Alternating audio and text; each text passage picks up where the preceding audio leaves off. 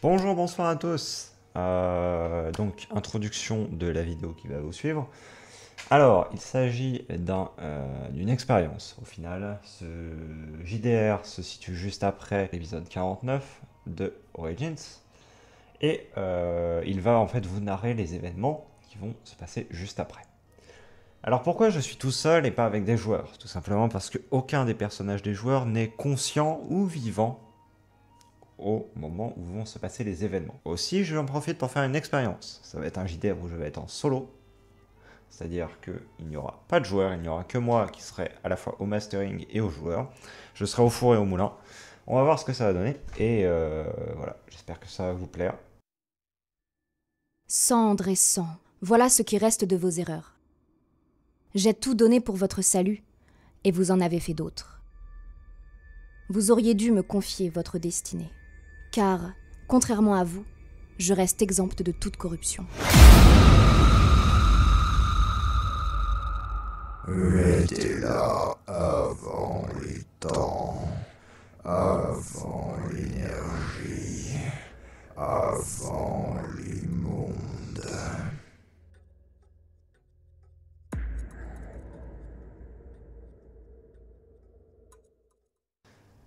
L'atmosphère encore lourde et chargée des odeurs méphitiques de, du Kalaktak ne s'était toujours pas dissipée sous les quelques brises fugaces qui allaient de ci de là. Et Fénan gisait au sol. Il n'était pas le seul à être dans cet état. Kezak et Layanin, également, rompus de fatigue et rompus physiquement même, gisaient également. Toutefois, ce qu'une des rares personnes encore debout, Savion, prit conscience instantanément, c'est de l'état de son ami le plus proche, qu'il a été pendant un bon moment, du moins, Fénan. Fénan dont la carcasse, désormais désarticulée, est étalée au sol. Les blessures semblent grandes, le sang coule de ses plaies, et plus que ça, une sorte de corruption d'un noir rougeoyant suinte de l'intégralité de ses plaies. Ce n'est pas exactement du sang, c'est plus que cela. Et Savion n'a pas besoin d'avoir de grandes connaissances sur les domaines de la magie pour se dire qu'une chose est anormale.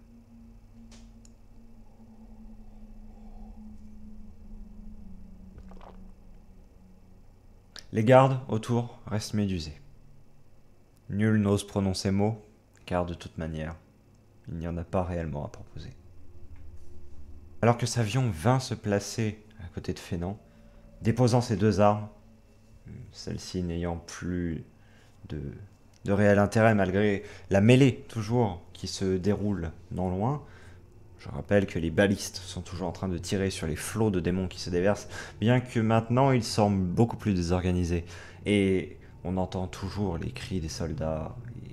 Ça reste une zone de guerre, en réalité. Mais c'est comme si le temps s'était arrêté dans cet endroit. Et Savion, au ralenti, vient placer sa main sous l'arrière du crâne de Fénan, comme s'il espérait, d'une certaine sorte, qu'il se réveille entre ses bras par un quelconque miracle. Un miracle, il en arrive plus ou moins un, mais pas exactement celui qu'il aurait espéré. Savion, lentement, entre les quelques larmes qu'il commence à verser, prend conscience de la forme qui se tient derrière lui. Pardon, qui se tient devant lui. Qui se tient derrière Fénan.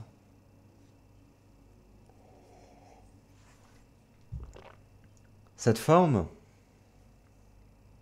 d'assez haute stature, un corps qui semble relativement éthéré toutefois, se tient sous une cape assez ample et assez massive. Cette forme, Savion ne la reconnaît pas. Peut-être que Kezak ou Layanin auraient eu une légère chance, mais étant donné leur état actuel, ils ne seront clairement pas en mesure de répondre. Quant à la personne qui aurait eu réellement la réponse, c'est nul autre que le malheureux décédé.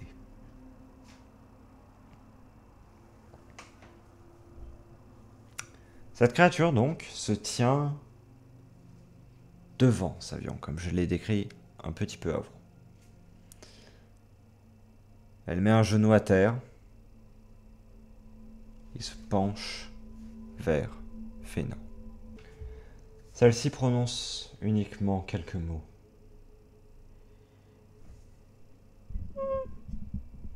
Non, elle prononce pas ça, hein, je vous rassure. Mon fils, tu m'auras cherché toute ta vie pour n'avoir aucune réponse. À ces mots, bien que très posé, très calme, Savion relève brusquement la tête. Vous le connaissiez. Vous. Qui êtes-vous? Quel genre de créature encore êtes-vous? Pourquoi ce monde est-il aux prises avec de telles puissances? Pourquoi ne pouvez pas vous mener vos guerres plus loin et nous laisser?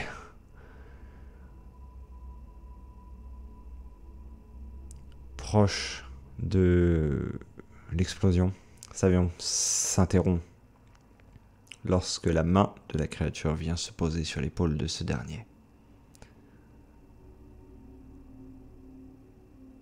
Ce n'est pas de notre sort que cette guerre, que l'intégralité des guerres. Nous aussi aspirions à la paix, mais ce n'est pas le cas de tous, et ce n'est pas le cas de mon frère, que vous venez de défaire sous mes yeux. Et dans ce cas-là, pourquoi n'avez-vous pas aidé si vous prétendez vouloir défendre la paix? Rétorqua-t-il.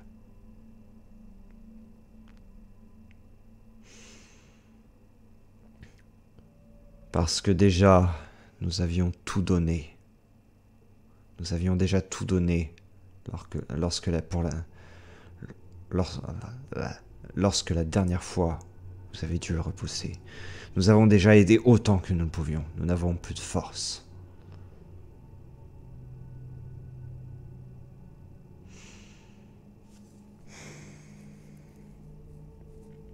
Comprenant que l'inconnue créature était aussi prise dans ce vortex d'impossibilité d'action qui étreint Savion depuis le début de cette affaire, le vieux général se détend quelque peu. Si c'est votre fils, pourquoi ne pas l'avoir sauvé? Pourquoi ne pas l'avoir emmené avec vous? Pourquoi ne pas lui avoir dit? Il m'a toujours dit qu'il ne savait pas qui étaient ses parents.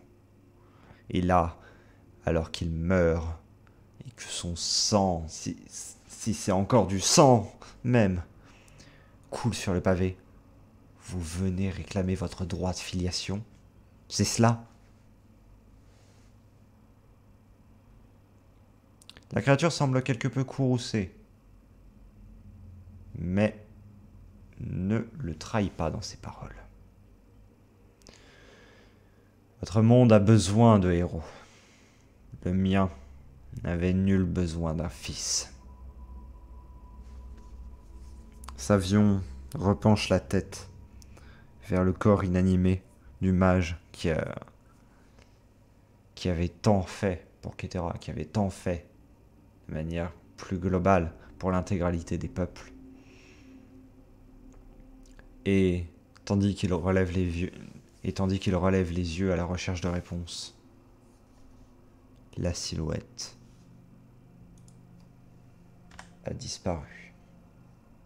Pour Savion, le temps est passé comme dans un rêve, comme lorsque l'on passe d'un endroit à un autre.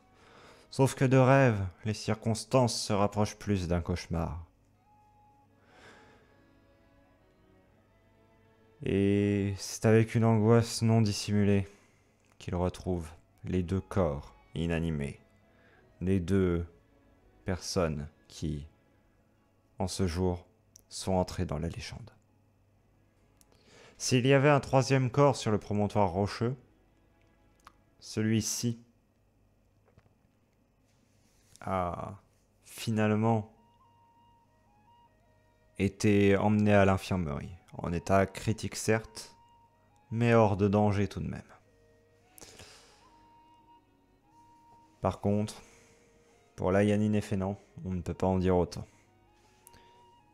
Malgré que les soigneurs eussent tout tenté pour sauver Layanine, c'est comme si l'esprit même de l'Eldrazi, bien plus vieux en son esprit qu'en son corps, avait refusé de continuer le voyage.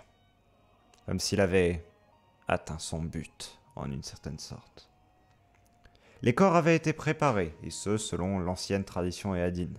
C'est-à-dire qu'on a retiré l'intégralité des pièces d'armure, et que l'on a mis en place en lieu et place de ces armures, de grandes tenues funéraires, de longues robes funéraires d'un noir intense, signifiant le retour à l'oubli. Si Tarin, Signy et Savion étaient accompagnés et qu'il restait toujours 2 personnes pour s'occuper des cadavres, celui-ci, une larme au coin de l'œil, congédie la plupart des personnes présentes d'un geste de la main. Celle-ci, sans même oser croiser le regard, traverse la pièce et quitte l'endroit. Ne laissant que l'Exodare, la jeune Phénix et le général Eadine dans la lugubre pièce destinée au dernier sacrement. Notre compagnie s'avance, tel un cortège funèbre,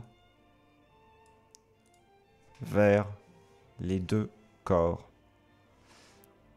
désacralisés des 2 victimes. En voyant ces corps inanimés sur le sol, Savion a une pensée pour une personne en particulier, celle que Signy avait voulu sauver. Un simple croisement de regard avait découragé le vieux général de poser plus de questions, mais il savait qu'à un moment le temps de l'interrogatoire viendrait, et que même avec ses ailes fraîchement acquises, la jeune fille ne pourrait pas éternellement s'y soumettre. Ne pourrait pas éternellement s'y soustraire.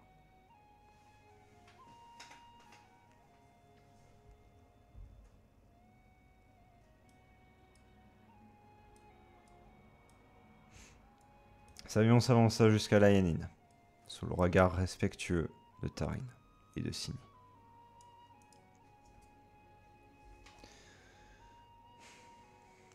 Nous ne nous connaissions qu'à peine. Pourtant, j'aurais aimé en savoir tellement plus sur vous. Sans même que je vous le demande, vous vous êtes engagé dans une des quêtes les plus éprouvantes et les plus héroïques de cette terre. Et vous l'avez fait d'une manière que moi-même, je n'aurais pu supporter.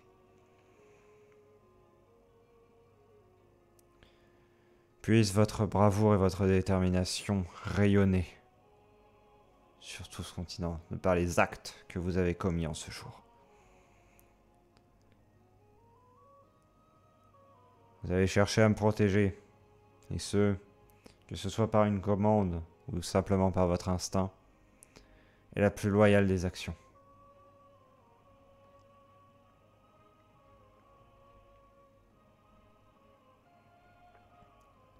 Vous êtes mort avec honneur, mais qu'est-ce que je raconte? Pourquoi? Sur le point de craquer, Tarim vient et pose la main sur l'épaule du général Yadin. Ça va aller. Tu vas t'en remettre. Je sais pas quoi dire dans ces moments-là, mais...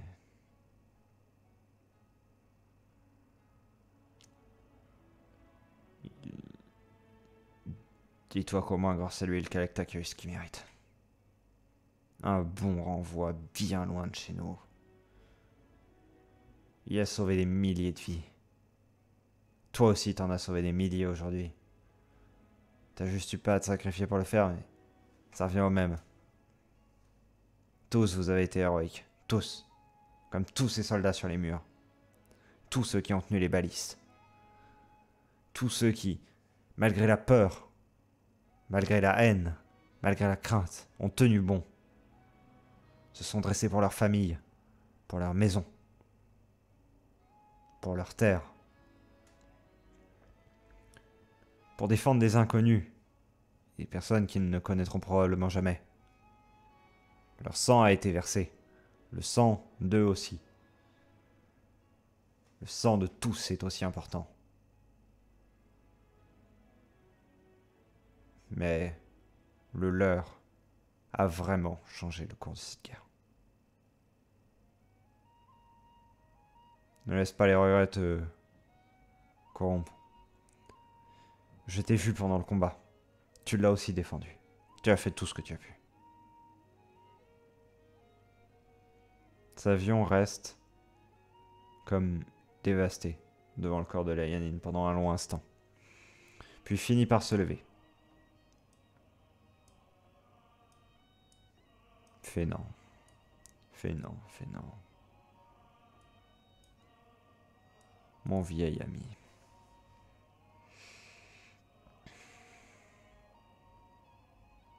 Je t'ai abandonné. Et toi, t'as fait ce que t'as dit. Tu l'avais dit, tu le savais que t'allais donner cette vie pour cette terre. Tu savais que t'allais finir. Et tu sais quoi? Je sais qui est ton père maintenant. Tu le sauras jamais, vieux mage. Et je serais pas à même de te transmettre le secret. Jamais. Mais qui sait?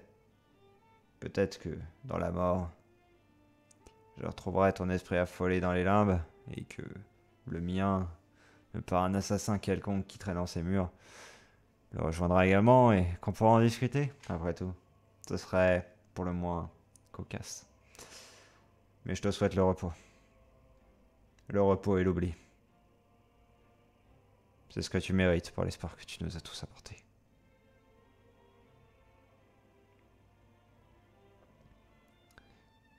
Tarim fond en larmes en voyant Sini éplorer sur le cadavre de la Yanin. La jeune phénix, en pleurs, laisse tomber ses larmes sur le corps de la Yanin.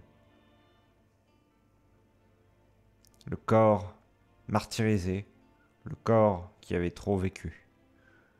De l'Eldrazi qui avait été dépossédé de son second cœur, de sa maison, de sa vie, par des vandales.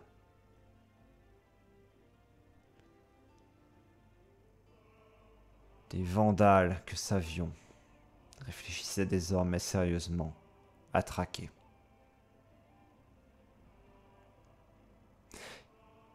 Car effectivement, Tarim les avait vus en ce jour.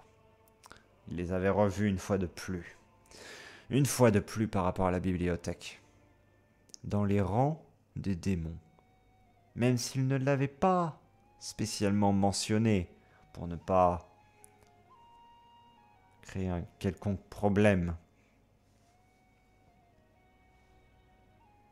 des adorateurs des démons se tenaient dans les rangs des démons et marchaient avec eux. Certains étaient morts d'ailleurs des traits de baliste. Mais d'autres s'étaient échappés et avaient fui à la disparition de leur funeste maître. Savion et Tarim se tenaient seuls dans la pièce. Une fois de plus, Savion avait cette désagréable impression d'avoir été, encore une fois, propulsé là. Comme si toutes les choses entre n'avaient aucune importance. Et qu'elles ne se déroulaient même pas. Face à face avec l'Exodar, qui, blessé, boitait toujours. Le vieux général tenait dans ses mains, légèrement tremblantes, les deux lames. La lame qui était son épée de fonction et l'autre lame, ultime cadeau de Layanine au général.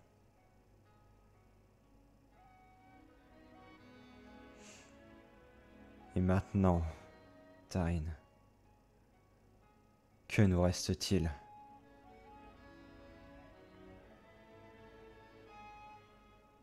Un héritage brisé,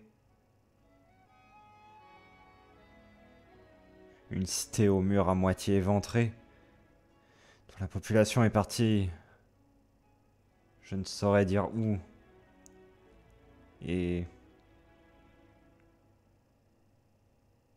qui reste toujours sous le coup d'une nouvelle menace potentielle. Un peuple éparpillé aux quatre coins de ce morceau de continent qui... et toute une partie qui s'en est allée vers les bois au nord dans l'espoir d'un refuge, mais qui n'a peut-être même pas été accepté. Je ne sais plus quoi faire, Tarim. Je ne sais pas si... Je pense qu'il est temps pour moi de démissionner de mes fonctions. Ne dites pas ça, on a toujours besoin de vous.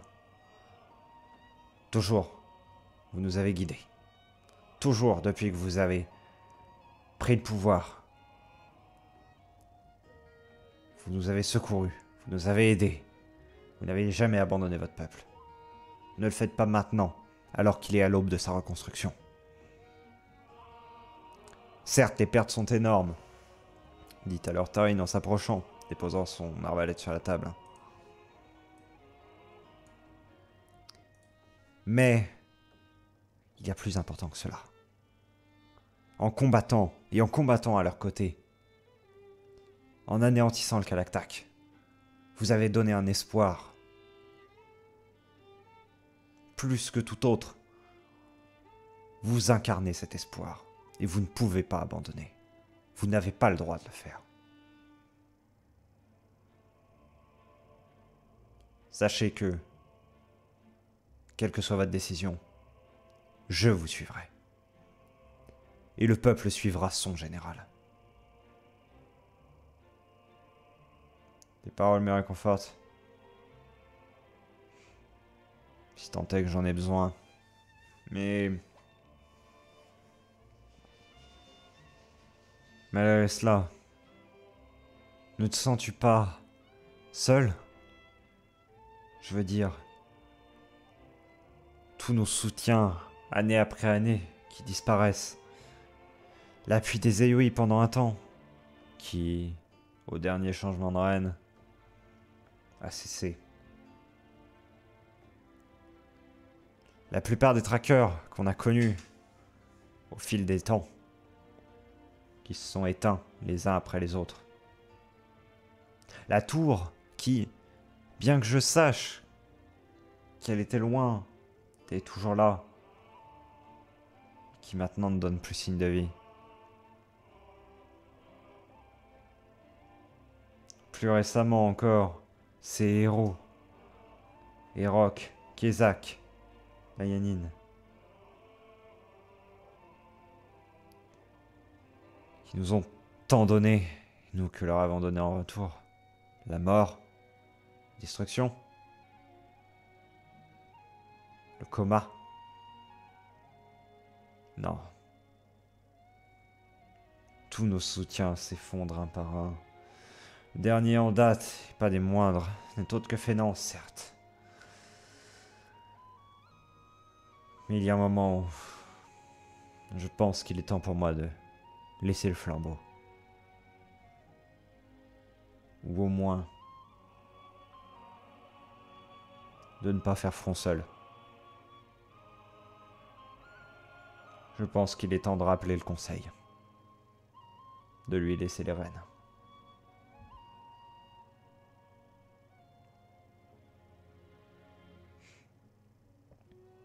Tarim claudique d'un pied sur l'autre, bien que ça lui fasse mal. Mais pas encore. Il reste encore des choses à régler. De vieux tourments du passé qui reviennent encore une fois. Et qui ne vont pas vous plaire. Quoi encore? J'ai vu sur le champ de bataille ces mêmes hommes. Ceux qui nous ont attaqués lorsqu'on était dans la bibliothèque. Et ceux-là même qui ont été décrits comme les expérimentateurs de ces maudits centres-là. Qui étaient responsables de beaucoup des souffrances de certains de nos amis.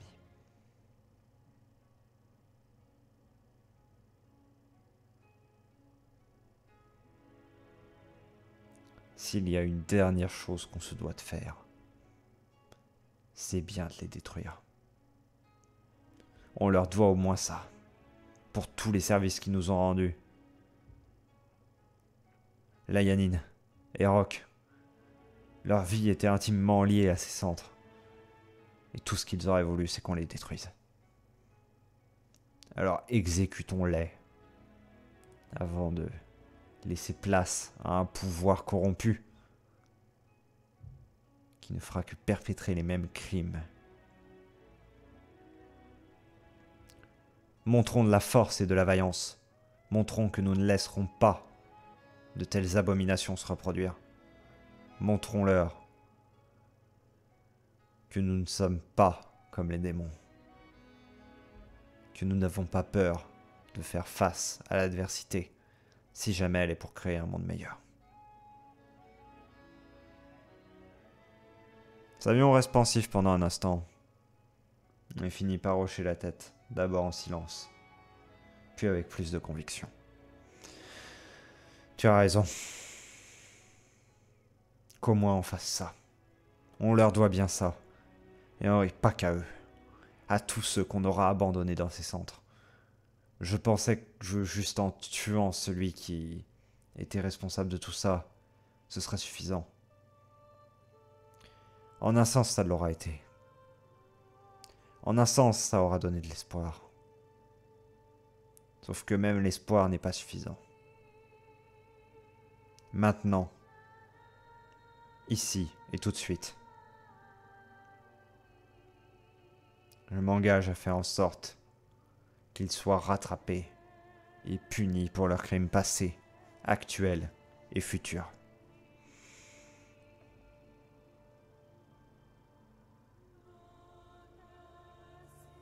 Ils se sont par trop liés à bien des machinations. D'abord, un complot pour soi-disant combattre les démons, qui masquait plus en réalité, visiblement, une volonté de s'allier à eux, de les comprendre, pour nous trahir et nous poignarder. Eh bien, ils vont voir ce qu'il en coûte d'attaquer les royaumes humains. Ils vont voir ce qu'il en coûte d'attaquer les derniers peuples libres. Et ils verront, par le fracas de nos épées, que nous ne tolérerons pas que des traîtres, des parjures, osent s'en prendre à des innocents sur nos territoires. Qu'il y ait des forces qui nous dépassent, qui nous attaquent, nous les repousserons. Qu'il y ait des faibles qui s'allient à elles, nous les exécuterons. Le temps de la pitié est passé. Est venu celui de la vengeance. Est venu celui de la protection. Est venu celui où les innocents auront un avenir. Et où ce sera nous qui, seuls peut-être, mais à la sueur de nos fronts et au sang qui coulera de long de nos épées, l'assureront.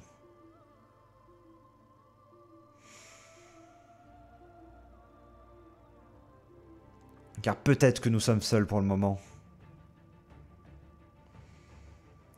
Mais au final, nous avons juste perdu le contact avec beaucoup de nos anciens soutiens.